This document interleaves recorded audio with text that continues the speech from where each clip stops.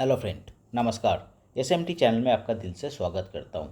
Friends, इस video में एक बहुत ही इम्पोर्टेंट एक टॉपिक्स पर हम लोग बात करेंगे कि शेयर्स को कैसे ट्रांसफ़र किया जाता है from one demat account to another demat account, या फिर अगर आप कोई डीमैट अकाउंट आपका है तो उस डीमैट अकाउंट से दूसरा डीमैट अकाउंट पर आपका कैसे आप ट्रांसफ़र करोगे आपका जो शेयर्स है, और डीमैट को कैसे आप क्लोज़ करोगे।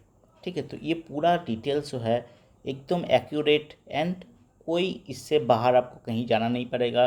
अगर इस वीडियो आप देखोगे पूरा एंड तक, तो आपको पूरा जानकारी मिलने वाला है कि कैसे आप शेयर को ट्रांसफ़र कर सकते हैं दूसरा डीमैट पर। एंड एक डीमैट अगर है ऑलरेडी, दूसरा डीमैट पर आप जाना चाहते हो, ट्रांसफ़र कर सकते हो। And how to close the existing demat, तो फुल इन्फॉर्मेशन आपको इस वीडियो में मिलने वाला है। तो वीडियो को ज़रूर एंड तक देखिएगा। एंड वीडियो को देखने के बाद कोई भी क्वेश्चंस है, कोई भी कंसर्न्स है, आप कमेंट सेक्शन में अपना जो क्वेरी है उसको ड्रॉप कर सकते हो। I will try to answer each and every of your queries. और फ्रेंड्स, अगर आप फर्स्ट टाइम चैनल पर विजिट कर रहे हो तो ये रिक्वेस्ट है कि चैनल को ज़रूर सब्सक्राइब कर लीजिएगा कि कैसी इन्फॉर्मेटिव वीडियोस आपको हर रोज़ मिलता रहेगा। तो चलिए शुरू करते हैं। तो फ्रेंड्स, हम लोग कोई अगर शेयर्स को एक अकाउंट से दूसरे अकाउंट में, दूसरा डीमैट अकाउंट में ट्रांसफ़र करना होगा, तो उसके लिए प्रोसेस किया है। ठीक है, उसके लिए बहुत ही सिंपल सा प्रोसेस है। इसका प्रोसेस, एग्जैक्ट प्रोसेस बहुत हर जगह में आपको नहीं बताया जाएगा, आपको पूरा कंफ्यूज कर देगा कि कैसे आप कर सकते हो। तो इस वीडियो में आपको पूरा गाइडलाइंस मिलने वाला है। तो आप डीमैट अकाउंट, फॉर एग्जांपल आपके पास अगर ज़ीरोधा में डीमैट अकाउंट है, उसको आप स्टॉक्स में ट्रांसफ़र कर सकते हो। फॉर एग्जांपल आपके पास अगर एचडीएफसी सिक्योरिटीज़ का डीमैट अकाउंट है, उसको क्लोज़ करके आप ज़ीरोधा में ओपन कर सकते हो। मतलब आप एक जगह से दूसरा जगह जा सकते हो, और आपका शेयर्स जो है उसको भी आप ट्रांसफ़र कर सकते हो for both manually and online. तो कैसे करते हो, फर्स्ट आपको समझना पड़ेगा कि आपके पास जो डीमैट अकाउंट है वो डीमैट अकाउंट दोनों रिपोजिटरी होता है। एक होता है एनएसडीएल और दूसरा होता है सीडीएसएल। एनएसडीएल का मतलब होता है नेशनल सिक्योरिटी डिपॉजिटरी लिमिटेड, और जो सीडीएसएल होता है वो है central depository services India limited. तो अगर एनएसडीएल टू एनएसडीएल ट्रांसफ़र होता है, अगर मान लीजिए आपका जो करंट ब्रोकर है वो एनएसडीएल है, और आप जहाँ पे जा रहे हो वो भी एनएसडीएल है, एक ही डिपॉजिटरी है, तो वो उसको बोला जाता है इंट्रा डिपॉजिटरी। ठीक है। और अगर आपका ब्रोकरेज एनएसडीएल है, दूसरा सीडीएसएल है, या फिर आपका करेंट अकाउंट सीडीएसएल है, दूसरा एनएसडीएल है, अलग है, डिफरेंट है, तो उस केस में उसको बोला जाता है इंटर डिपॉजिटरी ट्रांसफ़र। एक होता है इंट्रा और दूसरा होता है इंटर। ठीक है। तो इंट्रा जो होता है, इंट्रा इंट्रा सेम डिपॉजिटरी, ये आपको थोड़ा सा याद करके रखना पड़ेगा। और इंटर TER जो होता है वो है दूसरा, एक एनएसडीएल और दूसरा सीडीएसएल। ठीक है। तो ये आपको पहले समझना पड़ेगा। नाउ आप अगर ये जान गए, उसके बाद आपको क्या करना पड़ेगा, यहाँ पे दो ऑप्शंस है।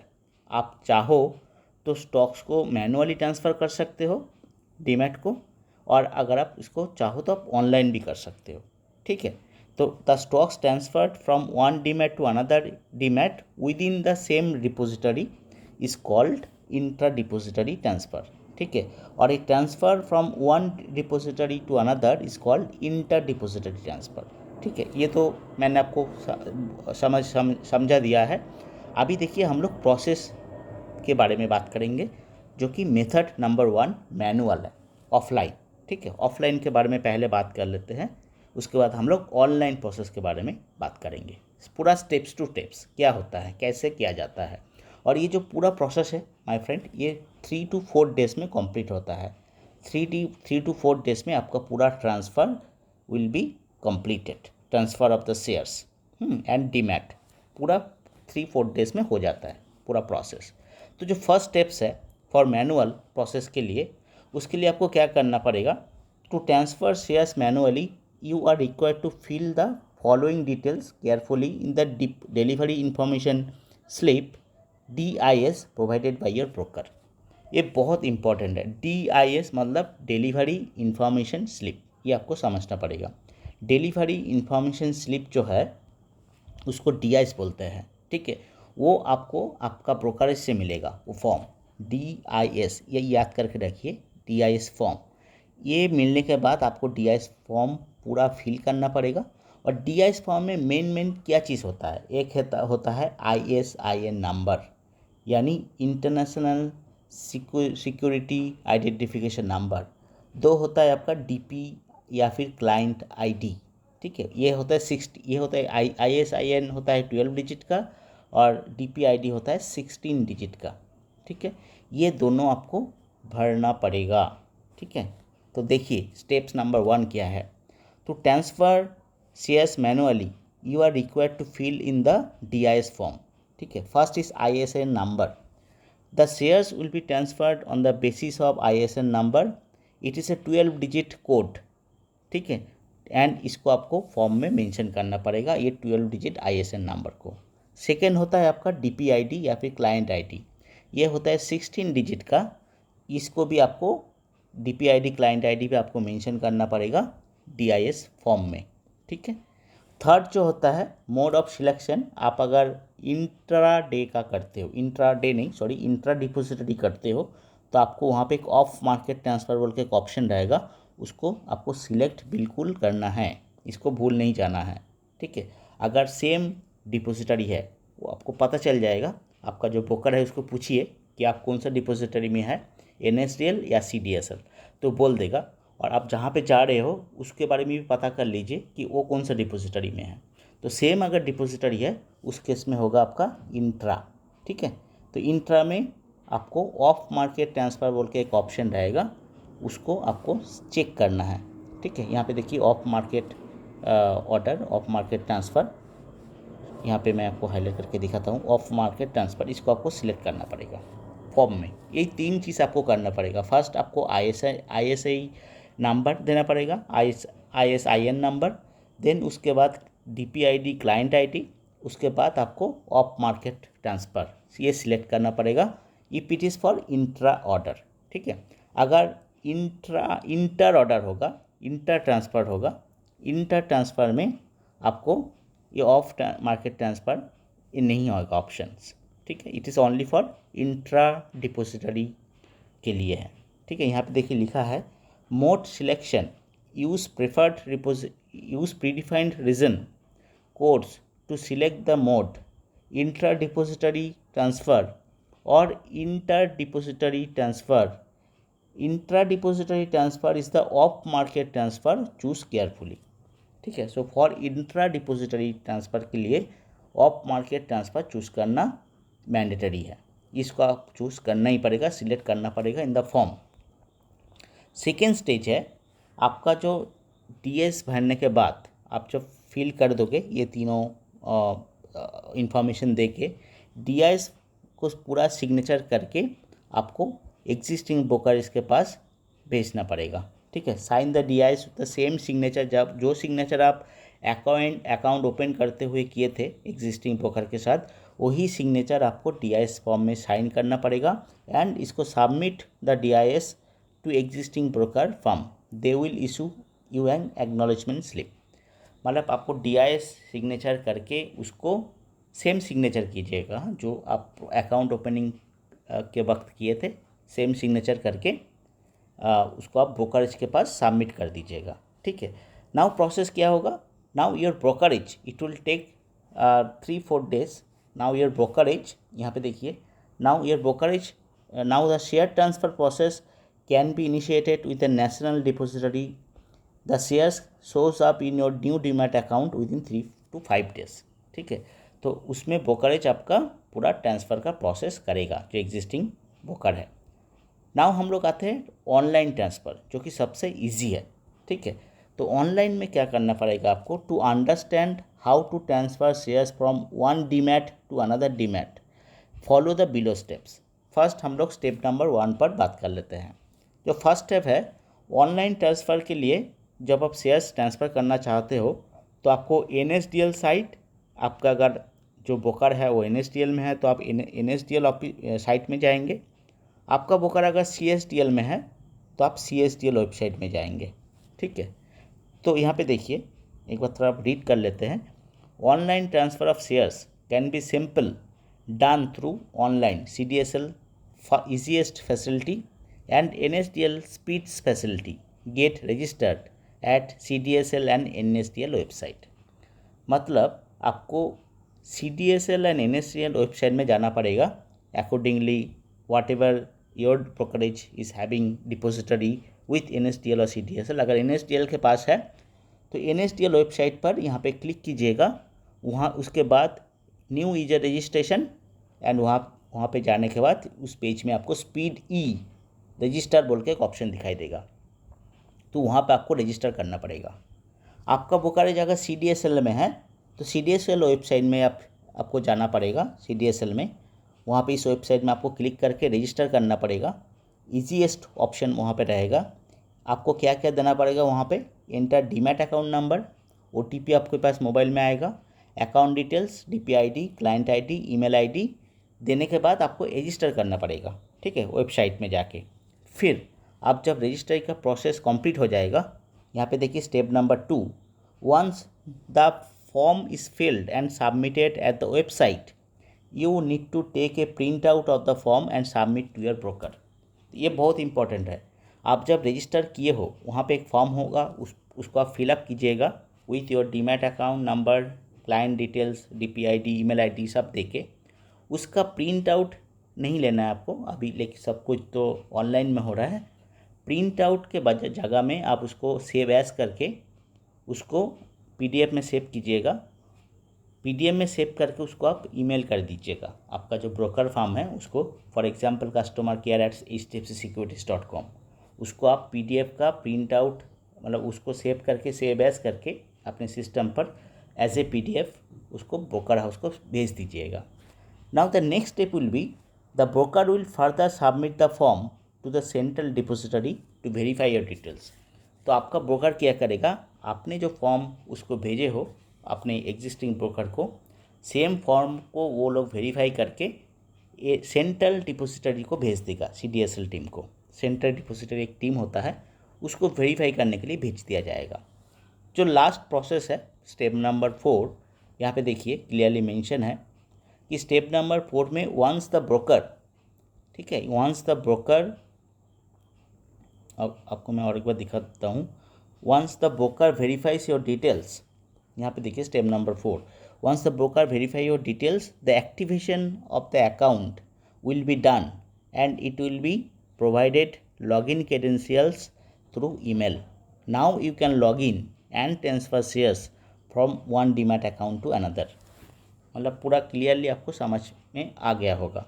तो आपका ब्रोकर जो फॉर्म है आपने उसको भेज दिया ब्रोकर के पास, ब्रोकर उसको वेरीफाई करने के बाद सेंट्रल डिपोजिटरी टीम को भेजेगा, सेंट्रल डिपोजिटरी उसको वेरीफाई करके आपको एक ईमेल के ज़रिए user ID and password, login credentials आपको ईमेल पर भेज देगा कि this is your user name, this is your password. उसको यूज़ करके आप उधर आपको URL भी भेज देगा कि इस URL में आप क्लिक कीजिएगा, ये आपका यूज़र नेम है, ये आपका पासवर्ड है। फिर आपको वहाँ पे जाके कौन सा शेयर्स, आपको पूरा शेयर्स दिखाएगा आपको कि फॉर एग्जांपल आपके पास है टाटा मोटर्स, आपके पास है अदानी पावर, जो भी शेयर्स है, जितना भी शेयर्स है आपका, उसको सिर्फ आपको क्लिक करना है, चेक बॉक्स में चेक करना है और उसको ट्रांसफ़र करना है। एक बटन रहेगा वहाँ पे ट्रांसफ़र पर आपको क्लिक करना है। या फिर आप डीमैट अकाउंट, एक demat account to another demat account, वहाँ पे आप ट्रांसफ़र कर सकते हो। तो यहाँ पे देखिए क्लियरली लिखा है कि once the broker verifies your details the activation of the account will be done and you will be provided with credentials, login credentials through email। ठीक है, तो जब भी आपको लॉगिन क्रेडेंशियल्स मिल जाएगा, यूज़र ID पासवर्ड मिल जाएगा, आप वहाँ पे लॉगिन करके खुद उसको ट्रांसफ़र कर सकते हो, transfer shares from one demat to another demat account. फिर आपका पूरा खेल ख़त्म, आपका काम हो गया। ठीक है, फिर 3 या 4 दिन के बाद आप देखोगे जहाँ पे आपका नया अकाउंट बन गया वहाँ पे सारा शेयर्स आपको डिस्प्ले करेगा, पुराना डीमैट से नया डीमैट अकाउंट पर पूरा डिटेल्स शो करेगा। ठीक है, अब आता है कि मैं डीमैट अकाउंट तो मैंने ट्रांसफ़र कर लिया, मेरा सारे शेयर्स मैंने ट्रांसफ़र कर लिया, बट मैं अगर क्लोज़ करना चाहता हूँ, मेरा एचडीएफसी सिक्योरिटीज़ में कोई मतलब मैं कोई रिश्ता ही नहीं रखना चाहता हूँ, मेरा शेयर ट्रांसफ़र हो गया है, अभी ज़रूरत है हमें फॉर एग्जांपल के पर्पस, तो मैं ये बता रहा हूँ।